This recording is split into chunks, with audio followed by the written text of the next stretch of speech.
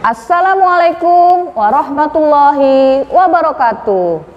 Bertemu kembali dengan saya, Ibu Siti Tienti Wahyuni Nasution, Magister Pemikiran Islam dalam bidang studi Sosiologi di SMA Islam An-Nizam, Medan. Apa kabar anak-anak? Semoga semua dalam keadaan sehat walafiat, tetap semangat belajar sosiologi. Karena sosiologi wonderful. Potensi kearifan lokal di Indonesia. Pada prinsipnya, kearifan lokal mempunyai peran yang sangat strategis dalam pembangunan peradaban suatu masyarakat. Nilai-nilai dalam kearifan lokal yang dianut oleh masyarakat akan menjadi identitas bagi masyarakat itu sebagai komunitas masyarakat yang bermartabat. Nah, pada masyarakat Indonesia, kearifan lokal dapat ditemui dalam pepatah, sasanti, petuah, nyanyian, semboyan, dan kitab-kitab kuno yang melekat dalam perilaku sehari-hari. Kearifan lokal biasanya tercermin dalam kebiasaan-kebiasaan hidup masyarakat yang telah berlangsung lama. Keberlangsungan kearifan lokal akan tercermin dalam nilai-nilai yang berlaku dalam kelompok masyarakat tertentu. Nilai-nilai itu menjadi pegangan kelompok masyarakat tertentu yang biasanya akan menjadi bagian hidup tak terpisahkan yang dapat diamati melalui sikap dan perilaku mereka sehari-hari. Nah, anak-anak yang baik, beberapa kearifan lokal yang terdapat dalam masyarakat Indonesia antara lain adalah sebagai berikut. Yang pertama, kearifan lokal dalam karya-karya masyarakat. Nah, dalam karya masyarakat, misalnya pada seni tekstil di Indonesia, masyarakat Jawa memiliki batik yang menjadi ciri khas dan kebanggaan Indonesia. Tidak hanya motifnya yang indah, namun di balik motif terdapat makna yang mendalam. Motif-motif tersebut berisi nasihat, harapan, dan doa kepada Tuhan. Contoh, motif batik parang memiliki makna petuah untuk tidak pernah menyerah. Hal ini terlihat dari motifnya yang berisi jalinan yang tidak terputus. Nah, yang kedua, kearifan lokal dalam pemanfaatan sumber daya alam. Di sini kita diajarkan untuk tidak mengeksploitasi alam secara berlebihan. Tentunya hal ini bukan tanpa maksud, melainkan agar keberlanjutan hidup dan diri kita sendiri terus terjaga, seperti pada masyarakat Dayak di Kalimantan. Konsep konservasi lingkungan telah dikenal lama oleh masyarakat Dayak yang disebut dengan istilah Tanah Ulen. Pada wilayah Tanah Ulen, penduduk dilarang menebang pohon, membakar hutan, membuat ladang, dan melakukan aktivitas lain yang menimbulkan kerusakan hutan. Pengambilan hasil hutan Tanah Ulen hanya dimanfaatkan pada waktu-waktu tertentu dan diperuntukkan bagi kepentingan umum. Pengambilan hasil hutan untuk kepentingan pribadi sangat dibatasi. Nah, yang ketiga, kearifan lokal dalam bidang pertanian. Di sini, karena Indonesia dianugerahi oleh tanah yang subur sehingga cocok untuk mengembangkan pertanian, kegiatan pertanian dan bercocok tanam telah dikenal oleh nenek moyang kita, ya. Dan nenek moyang telah mengembangkan sistem pertanian yang ramah lingkungan dan disesuaikan dengan kondisi lingkungan. Contoh, sistem pertanian nyabuk gunung di Jawa Tengah dan Mitracai di Jawa Barat. Sistem pertanian tersebut dilakukan di dataran tinggi tanpa mengubah kontur tanah. Ketika lahan diubah menjadi areal pertanian, kontur tanah tetap dipertahankan sesuai dengan aslinya. Selain menghindari longsor, sistem ini hindarkan hilangnya humas tanah akibat pemotongan kontur tanah. Yang keempat, kearifan lokal dalam mitos masyarakat. Mitos terhadap pohon-pohon keramat banyak dijumpai di berbagai wilayah Indonesia. Contoh, penduduk Jawa dan Bali yang menganggap pohon besar memiliki roh penunggu sehingga tidak boleh ditebang. Sadar atau tidak, mitos itu sangat membantu keseimbangan alam. Pohon besar secara ilmiah memang menyimpan cadangan air, tanah, dan penyedia oksigen. Contoh lain pada masyarakat Kasepuhan, Pencer, Pengawinan, Kampung Dukuh, Jawa Barat, terdapat mitos tabu sehingga pemanfaatan hutan dilakukan secara hati-hati. Tidak diperbolehkan melakukan eksploitasi kecuali atas izin sesepuh adat. Nah, ada lagi kearifan lokal dalam cerita budaya, petuah, dan sastra.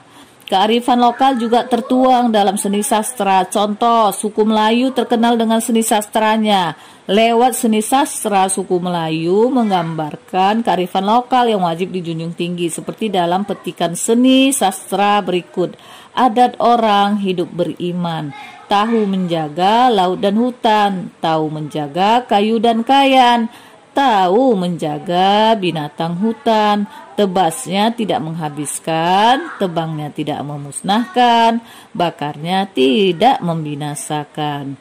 Nah, dari berbagai bentuk kearifan lokal masyarakat Indonesia di atas, dapat kita ambil kesimpulan bahwa kearifan lokal di Indonesia mengandung nilai-nilai yang patut kita teladani. Sikap dapat kita contoh antara lain kecintaan dan kebanggaan terhadap tanah air, menjaga kelestarian lingkungan, mengutamakan kebersamaan, saling menghormati, saling mencintai, tolong menolong antar sesama warganya.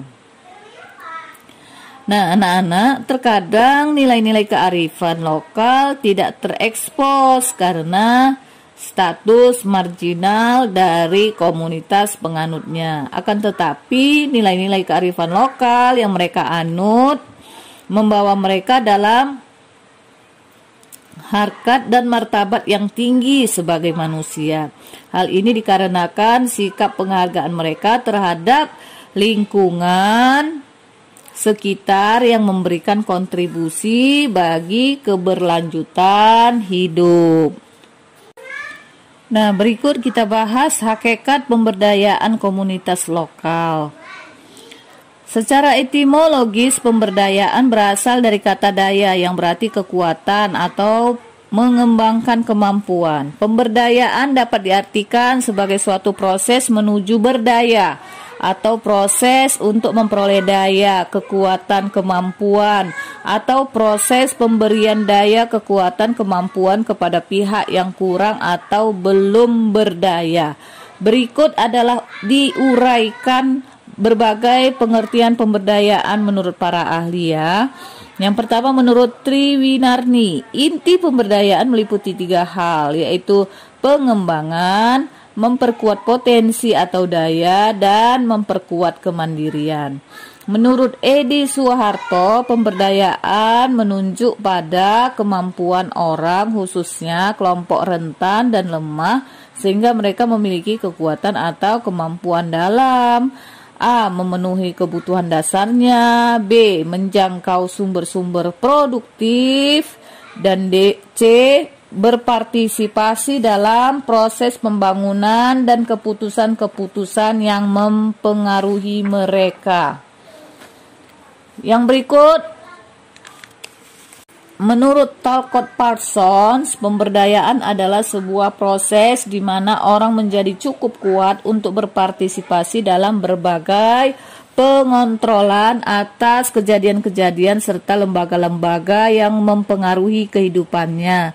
Sehingga dalam proses pemberdayaan tersebut, orang yang memperoleh keterampilan, pengetahuan, dan kekuasaan yang cukup dapat mempengaruhi kehidupannya dan kehidupan orang lain. Nah, ada lagi pendapat dari ahli yang bernama Jim Live, ada lagi Chris Diatmiko, World Bank, Priyono, dan Pranaka, dan Pemdagri RI nomor 7 tahun 2007. Nah, dari semua ini, komunitas adalah sekelompok masyarakat yang terikat dalam suatu identitas yang sama.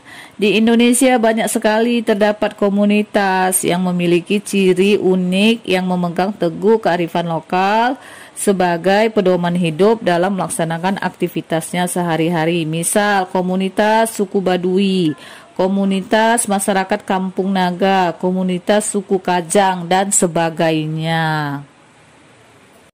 Sehingga pada hakikatnya pemberdayaan komunitas menurut Wilkinson adalah sebuah upaya atau perubahan kemajuan yang sengaja atau purposif dilakukan atau dikembangkan oleh para anggota sebuah komunitas itu sendiri, di mana mereka merumuskan masalah, menyusun rencana, serta menentukan arah perubahan menurut keyakinan dan persepsi mereka sendiri, dan perubahan itu diyakini sebagai perbaikan atau improvement sebagaimana layaknya membangun sebuah bangunan. Maka upaya perbaikan tersebut utamanya diarahkan kepada perbaikan dan pengokohan struktur penopang komunitas yang bersangkutan.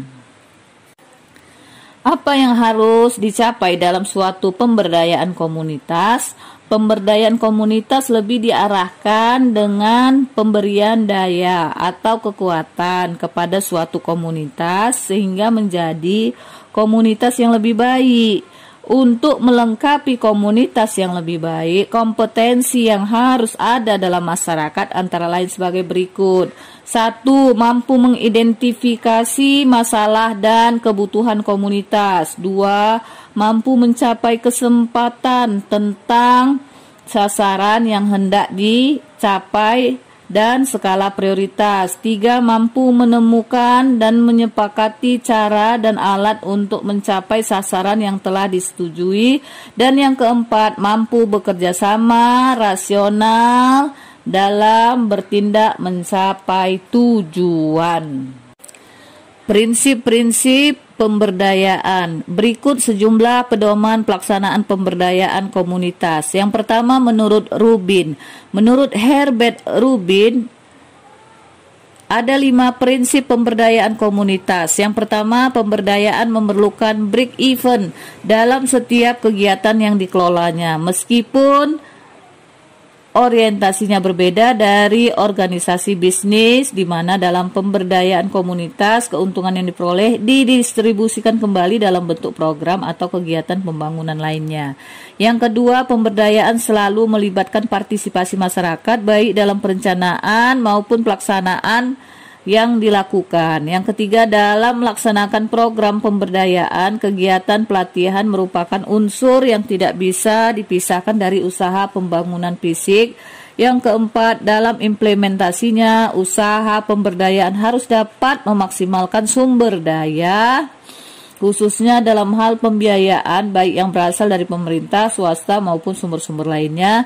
Dan yang kelima, kegiatan pemberdayaan harus dapat berfungsi sebagai penghubung antara kepentingan pemerintah yang bersifat makro dengan kepentingan masyarakat yang bersifat mikro.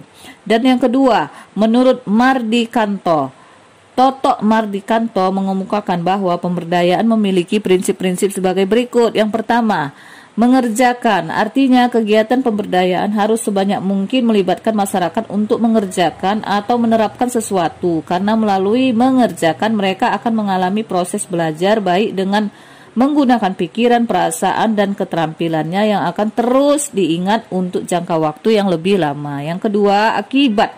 Artinya, kegiatan pemberdayaan harus memberikan akibat atau pengaruh yang baik atau bermanfaat, sebab perasaan senang atau puas atau tidak senang atau kecewa akan mempengaruhi semangatnya untuk mengikuti kegiatan belajar atau pemberdayaan di masa-masa mendatang.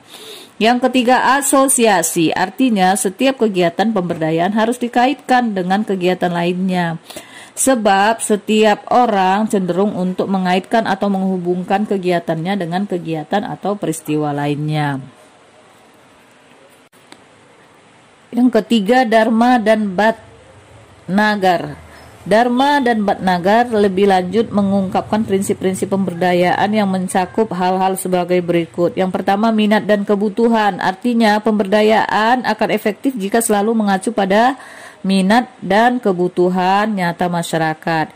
Yang kedua, organisasi masyarakat bawah, artinya pemberdayaan akan efektif jika mampu melibatkan menyentuh organisasi masyarakat bawah sejak dari setiap keluarga, kekerabatan dan sebagainya. Yang ketiga, keragaman budaya, artinya pemberdayaan harus memperhatikan adanya keragaman budaya, perencanaan pemberdayaan harus selalu disesuaikan dengan budaya lokal yang beragam. Yang keempat, perubahan budaya, artinya setiap kegiatan pemberdayaan akan mengakibatkan perubahan kebudayaan atau budaya. Yang kelima, kerjasama dan partisipasi, artinya pemberdayaan hanya akan efektif jika mampu menggerakkan partisipasi masyarakat untuk selalu bekerjasama dalam melaksanakan program-program pemberdayaan yang telah dirancang. Yang keenam, demokrasi dalam penerapan ilmu, artinya dalam pemberdayaan harus selalu memberikan kesempatan kepada masyarakat untuk menawar setiap ilmu alternatif yang ingin diterapkan. Yang ketujuh, belajar sambil bekerja, artinya kegiatan pemberdayaan harus diupayakan agar masyarakat dapat belajar sambil bekerja atau belajar dari pengalaman tentang segala sesuatu yang mereka kerjakan. Yang kedelapan, penggunaan metode yang sesuai, artinya pemberdayaan harus dilakukan dengan penerapan metode yang selalu disesuaikan dengan kondisi lingkungan. Di sini termasuklah lingkungan fisik, kemampuan ekonomi, dan nilai sosial budaya. Yang kesembilan, kepemimpinan, artinya penyuluh tidak melakukan kegiatan-kegiatan yang hanya bertujuan untuk kepentingan atau kepuasannya sendiri dan harus mampu mengembangkan kepemimpinan. Yang kesepuluh, spesialis yang terlatih, artinya penyuluh fasilitator harus benar-benar pribadi yang telah memperoleh latihan khusus tentang segala sesuatu yang sesuai dengan fungsinya sebagai penyuluh. 11. Segenap keluarga, artinya penyuluh pemberdaya harus memperhatikan keluarga sebagai satu kesatuan dari unit sosial. Yang ke-12, kepuasan, artinya pemberdayaan harus mampu mewujudkan tercapainya kepuasan.